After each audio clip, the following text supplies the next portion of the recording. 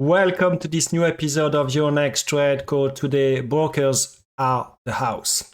So as we're going to see today, the markets regime is pretty much the same. We are going higher and higher, but what is interesting is actually retail traders are in full force. So we're going to be discussing many names from Roblox to starting now with the brokers dealers and the charts from the brokers dealers. So there is an ETF for that. This week we started the earnings season with the banks, but after on Thursday we had two of them, two brokers dealers with Schwab and Interactive Brokers. And what is happening is, those guys, they are making a fortune. Why? Because you do have like several components, several drivers for that. You do have like retail traders that are trading a lot and are making a big chunk of the volume these days, because as well, 60% plus of the volumes now of options are 0 day to expiry. So that means the brokers are making a ton. And as well, with the new crypto regulation that started over the last few months, and more importantly, since the Genius Act on Thursday, we're going to have more and more volumes into those crypto names. We are talking Ethereum, Bitcoin, stable coins, but as well listed names and some ETFs. So overall, as you can see in this chart, pretty much, these ETF broker dealers making new highs. We're going to see later about Robinhood, which is interesting to have such a name when in the meantime, actually, retail traders are wasting a lot of money using the service. But overall, that tells you a lot about this market regime, and it translates into new all-time highs for the market, despite trading sideways, let's say for the last 10 days for the S&P, for the Nasdaq. But we are overall 7 to 8% for the Nasdaq and for the S&P. Same for Europe, pretty strong. As you can see, dollar still roughly down 10% for the year. Bitcoin up 25%. Gold, which is the old school Bitcoin, should I say, is up 27%. And copper very strong due to the tariffs from the Trump administration that we discussed last week. So what about the week-to-date industries? Asset performances.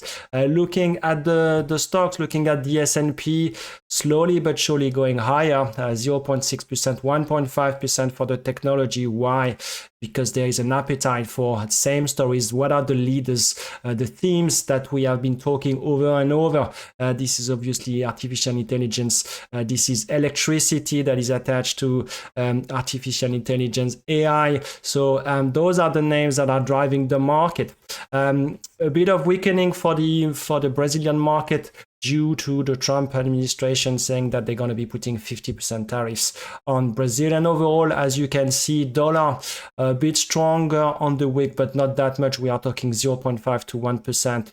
But that means at least not much weakening ongoing. So I'm interested into the week-to-date industry performance, looking at the Nasdaq that is roughly here and the S&P on the left-hand side. As you can see, there is a bit of dispersion with on the left-hand side, oil services, healthcare equipment, that are making the losers, and on the winners you do have like aerospace and defense, software, metals, mining. So what does it translate into looking at the week-to-date and the year-to-date sector performance? As you can see, industrials are very, very strong. So they are up 15% plus. So they are really outperforming the market. So if you think that you are into recession, recession with industrials being up 15%, that tells you that so far the market is pretty keen on the GDP growth going forward. IT technology up 12% on the year, but the week-to-date industry performance, as you can see, healthcare down is the same as the industries, obviously. IT outperforming. So overall, we are in a market that is going higher and higher, driven by some names, the leaders. Looking at the rates, the 10 years is at 4.4%. So we have been navigating between 4.3 to 4.5%. So yields are not coming down. And despite the CPI and the PPI this week being okay, as we now look into the Fed funds expectations, what is the Fed going to be doing? So for the Fed meeting that is in 10 days time, you should expect nothing. The Fed is not going to do anything. That is what the market is pricing. What about September? it's roughly a 60% chance that they're going to do something. And for the end of the year, we are talking probably 40 to 45 bips. So not even 2 cuts. So the market is expecting a Fed less accommodative than it was 2 months ago. Why? Because the economy is doing pretty well. Earnings are been going pretty nicely. Retail sales that we had, I think it was on Thursday, were really good. So overall, the pump and dump of the economy so far is doing very well. What about the VIX? 16.4% for the 30 days, 12.7. So as we saw over the last 6 weeks, and actually since the lows of April, the market is dampening volatility. So the vol control have been selling volatility, and this is what is happening. You have quite tight realized volatility and implied volatility. So let's look now into the technical analysis, starting with the S&P. So the trend is your friend. As I've been saying, over the last 7 to 8 days, we have been trading in an 80 points range, but overall we are making new highs after new highs. This is the same for the Nasdaq. That is making exactly the same picture, but actually going a bit higher due to the beta effect and the leaders. Russell, that is the one that is a bit catching up, 2250 now. We are looking for the 23 level. This is an important level. I want to flag, obviously, today another crypto, because every single week this is about crypto. This is about leaders, not in that in this channel, but what we are trying to do as traders is to identify at any point in time what is the market driven by. And these days, this is about retail, and this is as well about crypto. And crypto, Ethereum's massive move from the 2500. So we are up literally 50% in a matter of 2 weeks. So big jump. We had some creations of new ETFs and blah and new regulation, and that explained a lot of inflows going into that space. Some other names I'm interested to show you how strong the market is. Microsoft is a very good example. Since we had the gap after the earnings, so you see this gap when we went from 395 to roughly 425 at the open, the stock has been going one-way traffic from 425 to 510, but literally you see this trend. There is not much of a correction, so it's almost like you put a VWAP order here and you say I'm going to be buying, and you buy for until the next earnings. And this is why, when you're a trader, you're looking at earnings momentum. When you get a good news, when you think that it's going to be outperforming the market, what happens most of the time, it goes and into the direction that started on the earnings, and you do have like this reaction for the next 3 months. Another interesting chart for the retail world is the Roblox. So Roblox, that is the chart. We have been talking on the Discord community about these names, 60 and above. Now we are at 124.50. So literally we have been up 100% on that chart since the lows. And you can see, very quickly 105, 125, some upgrades from JP Morgan from a going to 120 target price. But literally you see as well the participation, the higher volume here. So many of those names feel very much like there is a bit of a euphoria. It's the same with Robinhood. So this is where we started this call when not so long ago we had people on the community saying, at 20, and I look at them and saying, do you think this is a buy? And I'm like, 20. Now the stock is at 110. Interesting candle on Friday, actually a bit of a rejection on big volume. But as you see here, since we did the breakout at 67, the stock is up like 50 to 60%. So pretty much, all those names, as always, as traders, we want, as I said, to identify those winners and those losers. What are the leaders? What are the laggards? This is not about you, saying, oh, I want to go against that. This is what the market is telling us. And if we look into the next slide of what happened for this week, this is what I want to flag here. This is this one. This is the market regime that we have been talking over and over.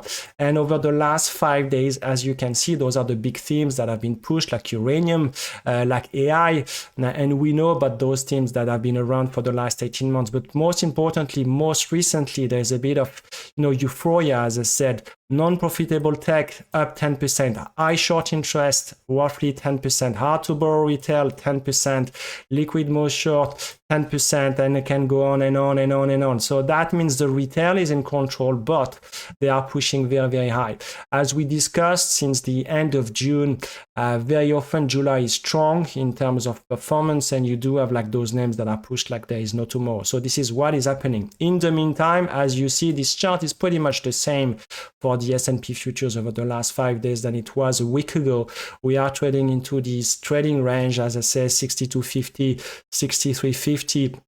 But we are going higher and higher every single week. So as well as I mentioned, we had some macro data, a lot of macro data that was CPI. We had after the PPI and the retail sales, and overall all those numbers were pretty much okay, with inflation coming lower and actually retail sales doing pretty good. So that means the US consumer so far is doing pretty well, despite the worries that the Trump, or should I say the tariffs, could be an issue. We do have, like as always, a bit of noise because with Trump came a bit of noise, and this was the firing of the Powell, and this was here. If you see a bit of a blip, the market actually went down 30 to 40 points, almost nothing if you think about it. If you think that there is a chance that the Fed chairman could be fired. But overall, as I said, retail longs are performing, crypto, stable coin regulation. So that was on Thursday, and this is why we had Ethereum, some coin, stable coin, all those names going through the roof. And finally, we started the earnings season. So we started on Tuesday or Wednesday, I can't remember. It was on Tuesday with JP Morgan, with Wells Fargo, Citi. Actually, JP Morgan and more importantly, Wells Fargo struggled a bit. So I think it's a bit of where were the expectations, and actually for the banks it was pretty high. But I want to flag another one, an interesting name. This is GE. So we had the spin-off not so long ago, I think it was 18 months ago, a bit more, where GE now, since the spin-off, all the spin-offs, we are talking GE, we are talking GE Vernova, have been doing very well. And as you can see, the stock that was so up, that was not so long ago, that was 2 years ago, was below 100 nights, trading at 260. But what I want to flag is this is how this market has been repricing some of those stocks. Why? Because if you look at the blue line that is here, this is the EPS for 2026. And as you can see, they are pretty much at the same level that they were 2 years ago. But in the meantime, the market re-rated GE. So we went from roughly a stock that was selling on 15-20 times, roughly like the market on 20 times. But now these days, if you look at 2026, we are trading on 38 times for 2026 and 33 times for 2027. So good growth, good EPS growth, good margins, but what is happening is really the market is re-rating. So the P is going much, much higher. It's not too much about, earnings expectations going higher overall for the market, but really the leaders are winning and are making a huge outperformance versus the other names. So this is what we have here. This is the same story with G. So what about the catalyst going forward? So we're going to have less macro. We do have like a bit of macro with the flash PMIs on Thursday. On Thursday as well, we have the ECB rate decision. The expectations are for the ECB not to be doing much. In the US, not much of big macro numbers. Obviously, what matters is the earnings season. This is here. We got tons of names. We got from Coca-Cola, we got Intel, we got Tesla, we got Google. I mean, we got tons of them. In the next 2 to 3 weeks, we're going to be very busy. What I want to flag, and this is interesting, is if you look at how the stocks have been doing after the earnings. So looking at the sales and the EPS, you are roughly talking about, the historical level where you are talking sales beating by 60% and EPS beating by 80%. But if you miss on the sales, if you miss on the top line and or the bottom line, your stocks will be quite punished and more than usual. So if you look at the chart that is here, you can see I'm going to find here all the stocks that have been struggling and coming with bad numbers. Really on the day they have been punished. So let's see if obviously 3 or 4 days of earnings is not a trend, but that tells me the same picture that we said most recently, is some of the names are totally underpricing the implied volatility going into this earnings season. Why? Because there is a lot of complacency into this market. Some other news, we do have like the Japan elections. So this is today. We're going to have the outcome pretty soon. This is important in terms of the yield market, not only for Japan, but for the rest of the world, and about fiscal dominance. We have the Fed blackout period. Why? Because we have the FOMC meeting in 10 days on Wednesday. So that means no Fed speakers in the next 10 days. So mostly it's about earnings season and the Trump tariffs until that should be happening, in the next 2 or 3 weeks. In terms of implied volatility, we are talking plus minus 1.2% for the S&P. So even lower than last week. Every single week we go lower in terms of volatility. So this is it for me for this week. This is, a good summary of what we do in the Discord community, what we do with the 4x4 video series. This is no rocket science. This is a kind of process that you can learn and apply by doing the 4x4 video series. If you are a more advanced trader, you could be as well doing the mentoring session. This is one-on-one session on Zoom. We do 12 sessions together where we go through the quantitative, qualitative, fundamental analysis, technical analysis, how to structure the trade with options, no options. So this is pretty much advanced. And I think, it works pretty well. So finally, if you want to join the trading community on Discord, we have a free channel and we have 30 channels beyond a paywall. This is it for me for this week. Have a good trading week. Bye-bye.